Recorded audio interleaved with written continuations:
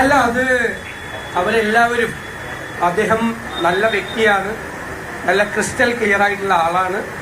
അദ്ദേഹം പാർട്ടിയിലേക്ക് വന്നാൽ ഞങ്ങൾ ഹൃദയപൂർവ്വം സ്വാഗതം ചെയ്യുമെന്ന് കമ്മ്യൂണിസ്റ്റ് പാർട്ടിയുടെ സെക്രട്ടറി എം വി ഗോവിന്ദൻ, മുൻ മന്ത്രി ശ്രീ എ കെ ബാലൻ, മന്ത്രി ശ്രീ എം പി രാജേഷ് ഉൾപ്പെടെയുള്ള മുഴുവൻ നേതാക്കളും പറഞ്ഞിട്ടുണ്ട്.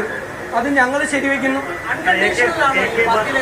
തീർച്ചയായിട്ടും അദ്ദേഹം കോൺഗ്രസിൽ ചേർന്ന് പ്രവർത്തിക്കാനുള്ള അദ്ദേഹത്തിൻ്റെ താല്പര്യം പ്രകടിപ്പിക്കുകയും ഞങ്ങളത് സർവാത്മന ഞങ്ങളതിനെ പിന്താങ്ങുകയും ചെയ്തു. ഞങ്ങളതിനെ സ്വാഗതം ചെയ്തു. ഞാൻ പറഞ്ഞല്ലോ, വെറുപ്പിൻ്റെ കടവിട്ട് സ്നേഹത്തിൻ്റെ കടയിലേക്ക് വരുമ്പോൾ ഞങ്ങളതിനെ സ്വാഗതം ചെയ്യുന്നു.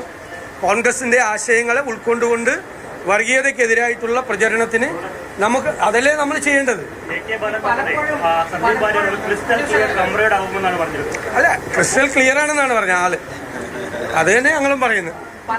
തീവ്രമായ നിലപാടുകൾ സ്വീകരിച്ചിട്ടുള്ള ആ പാർട്ടിയിൽ ഇപ്പോൾ സ്വീകരിച്ചിട്ടുള്ള ആളാണ് സന്ദീപ്. പാലക്കാട് ഒരു സാഹചര്യം വരുമ്പോൾ ന്യൂനപക്ഷങ്ങൾ അല്ല, അദ്ദേഹം വളരെ കൃത്യമായിട്ട് ആ കാര്യം പറഞ്ഞല്ലോ. ഒരു പാർട്ടിയിൽ നിന്നപ്പോൾ ആ പാർട്ടിയുടെ സ്പോക്സ് പേഴ്സൺ കൂടിയായിരുന്നു അദ്ദേഹം, അല്ലേ? അപ്പോൾ ആ പാർട്ടിയുടെ ആശയങ്ങൾ പ്രചരിപ്പിക്കുന്ന ചുമതല അദ്ദേഹത്തിനുണ്ടായിരുന്നു. അദ്ദേഹം അത് എത്ര വളരെ മനോഹരമായിട്ടാണ് അദ്ദേഹം പറഞ്ഞത്. കാഠിന്യമേറിയ വാക്കുകൾ തർക്കത്തിലും അല്ലാത്ത ഞാൻ ഉപയോഗിച്ചിട്ടുണ്ട്. പാർട്ടിക്ക് വേണ്ടിയാണെന്ന് പറയും. അതെല്ലാവരും അങ്ങനെയല്ലേ പാർട്ടിക്ക് വേണ്ടി പോകണം. അങ്ങനെയാണെങ്കിൽ ഞാൻ പാലക്കാടത്തെ LDF സ്ഥാനാർത്ഥി മുഖ്യമന്ത്രി പിണറായി വിജയനെ കുറിച്ച് പറഞ്ഞ വാചകങ്ങൾ നിങ്ങളൊന്ന് ആവർത്തിച്ചൊന്ന് പറഞ്ഞേ. അല്ല, ഒന്ന് പറഞ്ഞേ. അതുപോലെ ഒന്നും അദ്ദേഹം പറഞ്ഞിട്ടില്ല.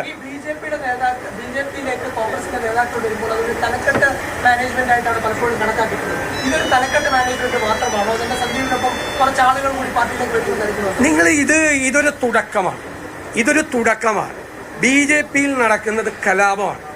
കാരണം കുറേ അഴിമതിക്കാരുടെ, കള്ളപ്പണക്കാരുടെ, ഹവാല ഇടപാടുകളുടെ എല്ലാവരുടെയും കൂടി ഒരു നേതൃത്വമാണ് കേരളത്തിലെ BJPയിലുള്ളത്. അദ്ദേഹം ഈ BJP സംസ്ഥാന പ്രസിഡന്റ് എന്ന് പറയുന്നത് സംസ്ഥാന മുഖ്യമന്ത്രി പിണറായി വിജയന്റെ ഔദാര്യത്തിൽ നിൽക്കുന്ന ഒരാളാണ്. നന്ദിയുള്ള ആളാണ് കേരളത്തിലെ മുഖ്യമന്ത്രി ശ്രീ പിണറായി വിജയൻ.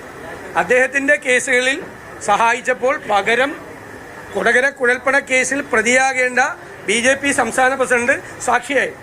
മഞ്ചേശ്വരം കോഴക്കേസിൽ 12 മാസം കൊണ്ട് പ്രോസിക്യൂഷൻ കൊടുക്കേണ്ട കുറ്റപത്രം 17 മാസം കൊണ്ട് കൊടുത്ത് ഡിസ്ചാർജ് മേടിച്ചു, ഇല്ലേ? കോടതി എന്താ പറഞ്ഞത്? ഒരു ഡിലേ കണ്ടോൺ ചെയ്യാനുള്ള ഒരു പെറ്റീഷൻ പോലും പ്രോസിക്യൂഷൻ കൊടുത്തില്ല. അത്രയും ശ്രദ്ധിച്ചു മുഖ്യമന്ത്രി.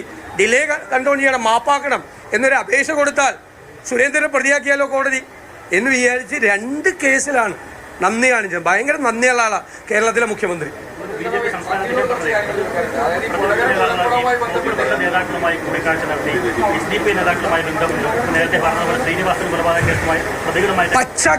പച്ചക്കള്ളം. അതാണ് BJP നേതൃത്വം. ഞങ്ങളൊന്നൊരു ഫോണിൽ പോലും ഇങ്ങനെയുള്ള ആളുകളുമായി സംസാരിക്കുന്ന ആളുകളല്ല. ഇതൊക്കെ ഞങ്ങൾ തൃക്കാക്കര, പുതുപ്പള്ളി ഉപതെരഞ്ഞെടുപ്പുകളിൽ, പാർലമെന്റ് തെരഞ്ഞെടുപ്പിലൊക്കെ ഞങ്ങളുടെ ക്ലാരിറ്റിയാണ്, ഞങ്ങളുടെ സെക്യുലർ സ്റ്റാൻഡാണ്. ഒരു വിട്ടുവീഴ്ചയില്ല. ഭൂരിപക്ഷ വർഗീയതയെയോ ന്യൂനപക്ഷ വർഗീയതയെയോ ഞങ്ങൾ താലോലിക്കില്ല. ഒരു തരത്തിലും വോട്ട് കിട്ടാൻ വേണ്ടിയോ ജയിക്കാൻ വേണ്ടിയോ ഒരാളെ സൂചിപ്പിച്ച് അതിൻ്റെ പുറകെ ഞങ്ങൾ പോവില്ല. ആ സെക്യുലർ പൊസിഷനിങ് ആണ് വളരെ ക്ലിയർ. ഇതൊക്കെ പച്ചക്കള്ളമാണ്.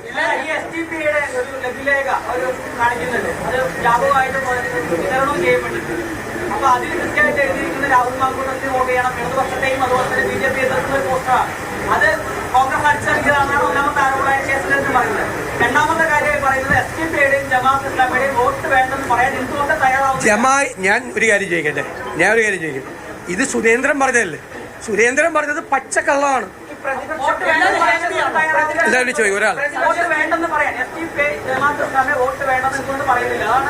ഞങ്ങൾ ഇതൊക്കെ എത്ര പ്രാവശ്യം വ്യക്തമാക്കിയിട്ടുള്ളതാണ്.